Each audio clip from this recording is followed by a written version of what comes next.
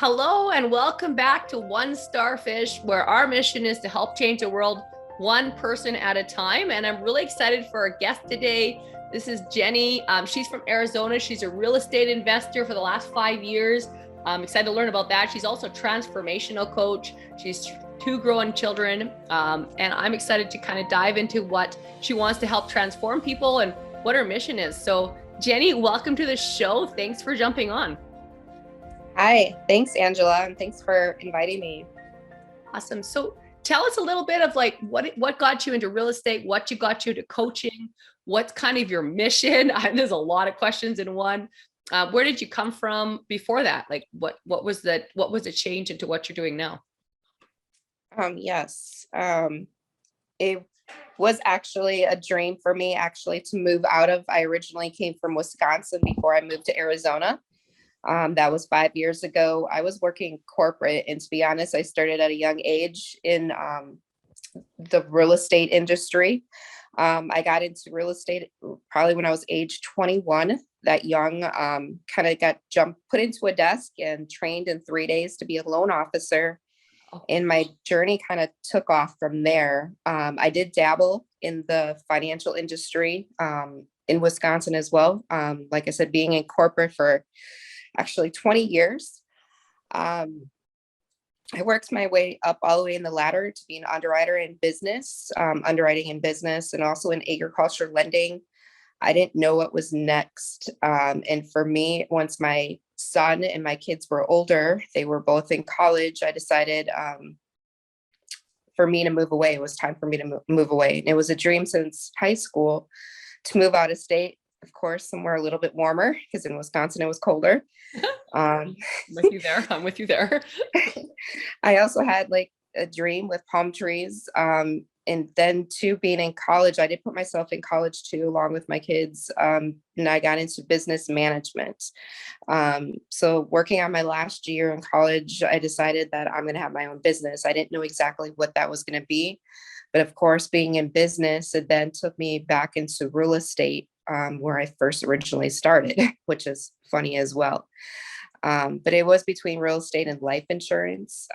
I also decided I did not want to sit behind a desk all day and run a bank or run an office. Makes sense. So then the next creative thing was to get into real estate, because in real estate, there's an unlimited amount of options as far as what you would like to do with real estate. There's really no limitations when you get into real estate. And it's very creative. I'm also a little bit artistic, so that gives me the artistic paintbrush to paint kind of what I want, and it gives me that challenge, and I don't have to sit behind a desk all day. That's the real honest answer as far as why I chose the career and the journey that I'm in today. I also decided I did love education. I love training and coaching. Mm-hmm. So real estate really is like the rock. It's the platform for me where it creates that freedom. And then I could give back by teaching and sharing my story with other people, especially how to get into business, how to create something their own, how to live the dream they truly want to do. That's really cool. So when you're doing the transformational coaching, are you teaching people on how to real estate invest, or completely different, or how does that interact with the two of them? Good question. So, to be honest, I have a women's group as well. So I do hold like a collaboration with women. It's a meetup once a month. I do also network a lot. So what happens is normally a lot of people do get to know me, that I am in real estate. I do investing. I do pretty much everything when it comes to flipping, when it comes to buying holds, wholesaling, also property management. So some people, especially the newer ones, when they get into the real estate, they really don't know what avenue they want to start in or how to start. So it does kind of start as a real estate conversation. But to be honest, it does end up being like a mindfulness, wellness type of transformation. Cool. So you do have to change your mindset when you do get into business, or even when you're in that transformational stage of, I want to be an entrepreneur. How do I start a business? It takes a lot of discipline and creativity, and also to get over yourself, to be able to trust yourself, and to kind of know that you're capable of taking that next step. That makes sense. That's awesome. What are some things that you do that you've done or did or do or whatever to create that discipline? Because I love that you mentioned that. Like, what are some habits that you've created or things that you do to create that discipline that have helped you be successful as an entrepreneur? Like you said, that's a different world than as an employee. Yeah. So I do actually, when I got into it, I meant a mentor. So I do actually highly recommend, and that's another reason why I got into coaching, is I had a mentor when I got into it. To be honest, I did spend quite a lot of money at a seminar one time to get into real estate. And I didn't get the results that I wanted. It was a 6-month plan. Again, watching HGTV, thinking it was that easy to get into real estate investing. Right. Someone's like, "Oh, fly me from California to Arizona for another $7,000," after I just paid him another chunk of money. And I just decided that didn't sit very well for me. There was promises that weren't held. And that's another reason too, for getting into coaching. I wanted to give back, and to be honest, not where it was going to be a greedy thing. Let me coach you for 50,000. And to be honest, some people do have money, not everybody does not have money. And my time is valuable. However, it's something where I feel there was a different approach that could be made. And I found a mentor that was willing to take me under the wing, and then also share me what partnership was. So that's another thing I do teach as well, is what is partnership. And when you get into real estate, a lot of people don't do this only on your own. It does require a few other people in the transaction, and to learn how to get into partnership where not all the liability falls on you. That makes sense. And I would say 90% of the people I do meet in this industry does, have partnership with other people. They don't do the deal by themselves. So again, that's kind of where I end up falling back into that, is having a mentor. That's one discipline, and having someone that you could train with. Even if it's a team, if you find a team of people as well, if it's not a mentor. For me, I find it more fun to have a team. Right now I am by myself, kind of doing some things on my own, but I always do have a partner when I'm in a deal. I will, work with somebody else when I'm in a deal. And it's really getting to know the people that you get to work with, not just taking a quick chance instead of like getting to know who you're going to work with. That makes sense. Yeah. What's your kind of vision with this all, Jeni, as far as like with the real estate investing, and then with helping other people do the real estate investing and building the team and become entrepreneur and all of that? What do you kind of see yourself as a long-term, I don't know, 5-year, 10-year, let's go with that as a vision? Where do you want to see it going? To be honest, I've been building up my portfolio. So a lot more rentals in my portfolio. Again, the game that I'm attempting to do, and that's another thing that I coach, is we all have different goals. And I guess my goal is to really be able to teach and coach full time, and not have all my time involved in real estate and micromanage what I'm doing right now. So it's creating the passive income in order to then transform full time into coaching. Right now, in 5 years that I've been doing this, I'm almost there. It only takes a couple deals. You don't have to. Again, I sometimes feel spoiled right now because I don't have to work 8 hours a day, because that's what I'm used to. And my mind still goes there, like, Jeni should be working. And I'm like, I don't have to at this moment. I have other freedoms that I could also do now, which is network, reach out to other people and see how I can collaborate and teach.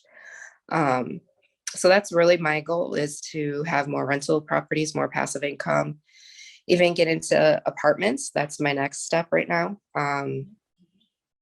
is to have that passive income. Like, where can I make my money work and I don't have to put in the time of micromanaging the ideals right now, because I'd rather teach and coach. That's really my passion right now. That's really cool. So is there a specific group of people, like I think you mentioned kind of women on some of that. Is there a specific group of people that you've really kind of meshed with and are finding that you're kind of having a coaching niche, I guess that's the word for it, that you're wanting to work with? Um, Or I guess anybody? not. I guess not really. There's not really a certain age group that I do enjoy the most. Obviously, younger ones are, it gives me that fulfillment of helping somebody at a young age, because I wish I can get into it that young. Right. However, I also do like the ones that do have a little bit of experience, yet they just want to know how to get into the business, how to have that long-term goal. Because then their mindset is already made up. It's not, as indecisive in the beginning stage. Right.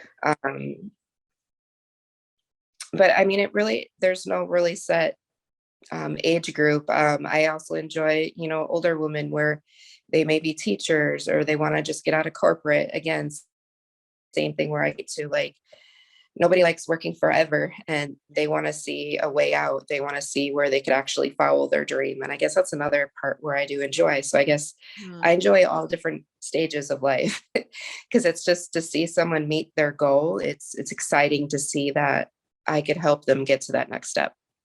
That's really cool. So, listeners, as you're going through this, I will have all of our information in the show notes. Feel free to reach out to Jeni and see where there might be some help if you're getting into real estate investing or wanting to create some kind of like freedom. What are some, do you just help people coaching with real estate then investing, or just like entrepreneurship in general, in a sense, I guess? Entrepreneurship in general, and even just accountability. And if there's somewhere in their life where they want to have help meeting their goals, even in wellness, I do have, I'm also certified NLP certification of coaching and hypnosis. So there's that part as well that I do bring into my coaching. Because I feel like even if you have a normal job, or if there's another forte, like I said, another business you want to get into, that struggle of getting into creating results, having accountability, I understand that as well. So we go into different areas of your life, because there's always a certain area of your life that you may need more help in, that you're struggling with, or there's a challenge right now that you're going through. Is we look at it and we rate the different areas of your life right now. How is your health? How is your spirituality? How is your physical, like, again, the health, which is physical, the mental and wealth area of your brain? How is emotional and relationship in your life? So there's at least 4 aspects of your life that we can rate to see where you may want to create more results. And that's where I'd be like, what's your short term? What's your long-term goals? So again, that's where the transformational, where I could help. It doesn't have to be real estate. It could be where you're looking to start your own startup. It could be like you just want to create more results somewhere in your areas of your life, or you're stuck, you're not sure where in your life. And we just have that simple conversation and we create a 90-day outline, excuse me, how to create those results. That's really cool. And it's so true, because what happens in one area of life normally transitions into the other areas of your life. And like the NLP, I know a little bit, I'm not certified, but like it is your neuralistic, like how you're programmed determines pretty much everything.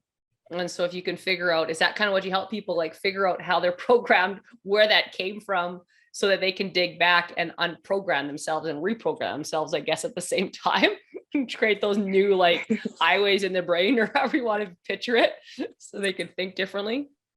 Yes, definitely. It's called timeline therapy as well. It's something, especially if there's a certain area of your life, and that's where we end up identifying that area of your life that you want more results in, where you may be struggling a little bit at the moment. And like I said, too, we could create goals in all areas of your life and obviously work more on the one that is the weaker area. And that's going to be obviously the one where you're going to have triggers, and there's going to be more where we'll have to figure out what the trigger is. I call triggers. But it could be something where there's a blockage. And then two, as we're going through the goals, it's so enlightening to see people go through the goals. And during part, especially in the beginning, we learn to identify, it could be procrastination. It could be, obviously self-care. It could be, you're a workaholic, we're always one area too much on some stage or too little on some stage. And it's really creating that balance in your life. But again, we're never 100% balanced, I don't believe, as a human. I was just going to ask, what's your thoughts on that balance issue? Yeah. So the goal, again, it's a game in life where we attempt to see where we are weak to get more stronger, obviously. And it's always going to be some areas going to need more work. And it's just going to be where, okay, now it's this area of the life, it's that season that we now have to look at that part. So it is exciting to see people go through those stages and to identify them. It's really in the early stages, and then getting over, I say, climb the mountain to get to the top, and then how to get down. We always go up and then we go down. It's up and down. It's a normal cycle that we go through, but it's understanding those cycles and having that awareness, creating the awareness so we can get through them quicker. That's so cool. Yeah. And it's, what got you into that? Like, what have you always been on that line of, like, you've been through real estate, but what got you into the whole, like, cause I love this stuff, the whole triggers and, what caused this and where did this come from, and digging back. And cause that's really where it all comes from, is in our mind. What got you started on that journey? And how have you found it? I guess, like, what has been the biggest stuff for you as you've gone down some of these rabbit holes, I guess, I don't know what you want to call them, but this journey of, like, that digging into your triggers in your past. For me, I think it was a very young stage in my life. I don't know, in high school, even in elementary, my friends used to say, like, Jeni, you're a great listener. Why don't you be a therapist? And that used to scare me at a young age. I'm like, I don't want to be a therapist and listen to people's problems all day. And I don't know. I would say I have that skill of listening. I do enjoy listening to others, as far as providing a solution, getting into solution mode with others. That's just natural for me. And having a more positive state versus going into the negative all the time. Like, negativity, for me, it's like a chalkboard right now for me. But it's always been that way, I believe, in my life. And it's funny, my son even says, Mom, why are you so positive? Like, there's a problem for being positive? I didn't know that. But we used to laugh at that now. And he's like, Mom, I finally understand why you do that. And I'm like, okay. It's okay to sit with your feelings. And I think that's another thing. I'm like, I always just been there for other people. And I enjoy just to be there and to support others in whatever they're going through. I guess, and two, like, going through what I went through just recently, getting into my entrepreneurship, my journey, there was another organization that helped me with that. It's self-development, a seminar here in Phoenix. And that was kind of what started my awareness. And even too, back at a different job, we started studying law of attraction with Bob Proctor. I know he just passed away. Mm-hmm. So since 2009, I really had that excitement of wanting to know more about law of attraction. And maybe it was also just my spiritual journey. That's why I call it as well too. Where I am today, it's just understanding, and again too, like, being the more holistic wellness aspect of my life right now. And it, for me, brings peace. And I feel like in today's society, there's so much peace that we could see and have if we could just calm our mind and understand there is a solution to get out of whatever we're at. That's so good. And yes, I love Bob Proctor stuff. This is phenomenal. What are your thoughts? And I kind of know where this is going, but I think, but I could be completely wrong. What are your thoughts on the associations that are in your life as you're working on that law of attraction and the positivity and, moving forward and stuff like that? Like, the surroundings that you have around you, how important do you feel that is? I lost you at the very last question. I know. I was like, oh, so with the law of attraction and positivity and all of that kind of stuff, how important do you feel like the surroundings around you, your associations, what you read, what you put in, what you listen to, all of that kind of stuff is, as far as the mental health, and as far as just the law of attraction and being positive and all of that stuff that for some people is kind of mumbo jumbo, but like your son was like, why are you so positive? But how important do you feel that that stuff is around you? It's very important, because what you put in is what you're going to receive. Again, that's your energy that you're putting in your body, just like what you put food in your body is what you're going to receive. So if you're watching a lot of war movies and negative, like whether it's drug conflict, whatever it might be, that's going to start triggering something in your mind like, oh, let me be around it. And it might be not something that we're going to understand that trigger necessarily immediately until maybe possibly years later and say, oh, this is what, like I do enjoy conflict. It's because you're putting the conflict into you, that is going to drive you to want to do more of, if that makes sense. Mm-hmm. If you like food and you watch the Food Network, that's probably because you enjoy food and you're probably going to get into more cooking. Like even for me, for me, my story, my journey, HGTV, I did watch HGTV. Did that maybe do a spark as far as get me into it a little bit? My story goes so far away, and that's why I'm like, and amazed to be where I am today. Carlton Sheets, another huge person that talked about other people's money. It was an info commercial that I listened to when my son was only 4 years old. I was working 3 jobs as a single mother. I put it on my shelf, and again, law of attraction, I said, one day I'm going to learn how that works. And here I am 20 years later, I learned how it works. Why? Because I put it back on the shelf. It was something that I listened to. I put it into my unconscious mind somehow, and it happened. So again, what we put in is what we're going to receive, and what we actually say, our language is something that, and we speak out into the universe, I say, is something to be aware of and to be conscious of, because what we say is what we're going to receive. So you're like, man, I'm broke all the time. Man, my life sucks. Nobody loves me. All those things. And you're going to be believing that because it's what you're telling yourself, your inner self. It's what you're receiving. Mm-hmm. And that means a lot, because again, if you're especially getting into entrepreneurship, if you're going to be speaking negative over yourself, it's not going to serve you. And that's not another thing where it doesn't have to be just real estate. It could be any startup. It could be any journey that you're at, is to be aware of your unconscious mind and what you're speaking of. And that shows up, especially in the beginning stages when I work with you or work with anybody, even in a team setting, like we could, call people out. And I believe feedback is really important too, when we get close to people that we work with or anybody in our lives, is to give positive feedback, but there's a way of giving positive feedback too. Yeah, that's so good. And like listeners, if you guys are listening, I mean, this is really key. And I know we talk about it in a lot of our podcasts, success leaves clues. So, what you say and who you're around and who you're associating with and what you listen to and all of that stuff, such a big part as far as where you're going in life and how successful you are in whatever areas, whether it's personal, whether it's with your business, whether it's, health, like Jeni was talking about, or any one of those things. And then they all interconnect, because if you're really unhealthy, no matter how successful your business is, it's not going to be fun down the road.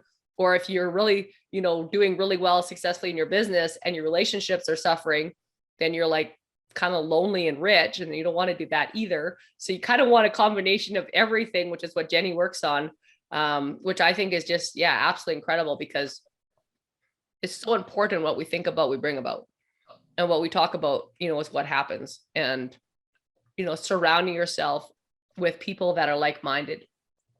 When you went into some of these things, was that something like, did you ever go through, because I know a lot of entrepreneurs have gone through this, did you ever go through that phase where, I wouldn't say you cut people out of your life, but like there was people that were there before and now there's like new people? Associations change. Definitely. I don't believe in cutting people out of my life internally like that. I believe attraction again.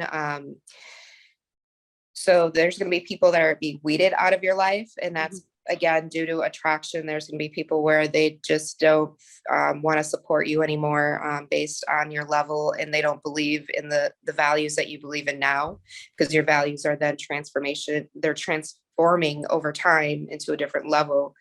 And I always say we have different level of friends and people that we associate with. And we do have to be aware of ones that we do full-time associate with. Those are important. But I also believe we could be distant in a loving way as well. So I never been one that I'm just going to say, I don't want to talk to you anymore. I won't ever go to that approach. However, it's just attraction. I believe some people go their separate ways. And I believe it's because then we're at a different level, and that's who we're attracting in our lives. And that's who's going to be attracted to us based on where we're at. And they're going to see a difference in your life, you know, again, not on social media necessarily, but just as far as getting to know you as a person. They may want something that you have. That's normally when we are attracted to people, we want something, or we see something in them that we want more of. Or we're just curious and we want more of. But again, too, like I always say, there's like 5 people that I associate with, and those are, you know, like my coach, my family that I love, my relationship I'm with, my kids. Those who are I stay and spend majority of my time with. However, there's other people where I associate with that I want to serve, that I want to help, and when I want to support. But at the same time, be aware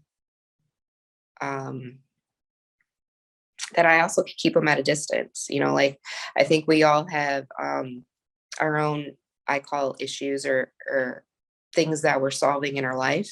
And it's not necessarily that I have to be like, I don't want to associate with you because you smoke. I just have to keep you in the distance and be aware of what they're doing. And that's not what I want in my life. However, am I going to associate with that person on a full-time level? Probably not, because that's not what I want in my life. Yeah. And I know that seems wrong to say just because someone smokes, but again, I'm not going to cut them out of my life full time, if that makes sense either. Totally. Because I think it's a judgment thing where we don't want to judge people that seriously, but be aware. And I think awareness is the most important thing. As long as we could be aware, that's the first step of when we choose our relationships and who we hang out with. Yeah. And I don't think it's yeah, I agree. It's not a cutting out. For me, it's a fact of I'm human and I'm weak. And so sometimes being around some of those associations is not even about them. It's about me not being able to be strong enough to be around some of those situations.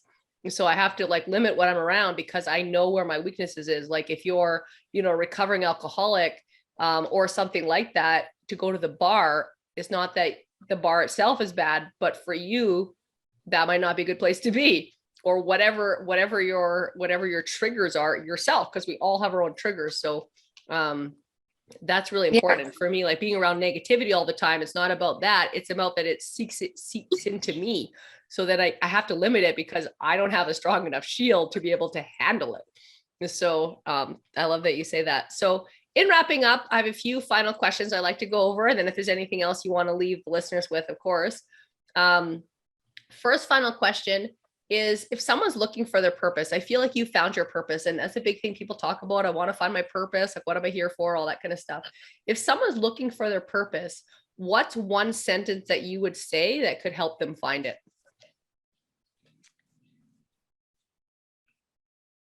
What do you want and what do you enjoy? What do you want and what do you enjoy? Man, this seems to be a common theme. I love this. Number 2, what is your favorite quote and why?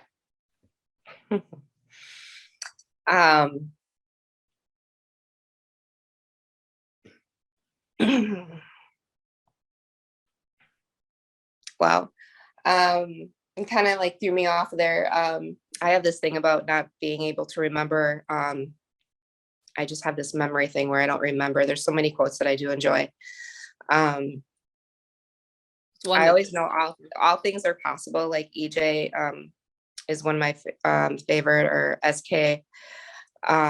Anything is possible. And that's one of my beliefs that got to me where I am today. So not having a limitation in my life or putting a limitation on my life, that's something really important for me, is anything is possible. Love that. And last final question. What's one word or sentence you would want on your gravestone? What do you want to be remembered for? I would probably say, we are loved, all is possible. That's something where, again, I believe in, obviously unconditional love and just love in general. And if we have a more loving heart and find our passion, more results are created. So good. I love that. So like I said before, make sure to check out Jeni. Take us on Instagram. We'll have all that stuff in the show notes. Rate, review, subscribe, all of those good things. And guys, we can change the world if we just change one life at a time. So go out there, make a difference for one person. And through that, we can make a huge difference and a ripple effect in the world. Thanks everyone for listening, and have an awesome one.